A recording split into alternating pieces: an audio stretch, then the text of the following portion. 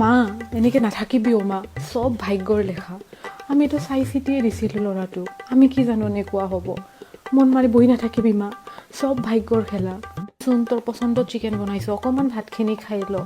2 দিন ধৰি ভালকৈ ভাত খোৱা নাই, আমিহে জানো কেনেকুৱা লাগি আছে। চব ভাগ্যৰ খেলা মা, চব ভাগ্যৰ খেলা, এনেকৈ থাকিলে নহ'ব। কি ক'ম বাইদেউ, লাখ লাখ টকা খৰচ কৰি বিয়া দিছোঁ ছোৱালীজনীক, চব দিছোঁ। আমি জানিছিলোঁ নেকি কওকচোন, কওক ল'ৰা ঘৰৰ মানুহ এনেকুৱা হ'ব। আমিতো চাই চিতিয়ে দিছিলোঁ, প্ৰথমতে চব ভালেই দেখুৱাই, কি হ'ব আমাৰ ছোৱালীজনীৰ এতিয়া। হয়, কি এনেকৈ বহি আছ? এতিয়া মন বেয়া কৰি লাভ নাই, এতিয়া ভাগ্যক তোক দি লাভ নাই। হা, প্ৰেমত অন্ধ হৈ গৈছিলি নহয়, কৈছিলোঁ নহয় নাযাবি ল'ৰাটোৰ লগত। হীৰাৰ নিচিনা ল'ৰা বিচাৰি আনি দিছিলোঁ আমি, নাই তাই তাৰ লগতে যাব। মোৰ এতিয়া হয়, কিমান দিন এনেকৈ নোখোৱাকৈ থাকিবি? ভাত বাঢ়ি থৈছোঁ, খানি যা।